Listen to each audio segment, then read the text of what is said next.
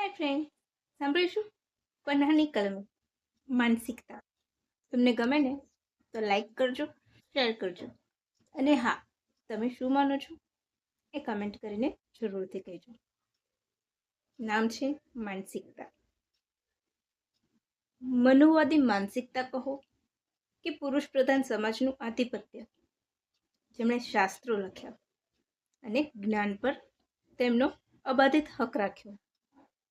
કદાચ એટલે જ લોકનિંદાથી ડરીને ગર્ભવતી પત્નીનો ત્યાગ કરનાર, મર્યાદા પુરુષોત્તમ તરીકે પૂજાયા.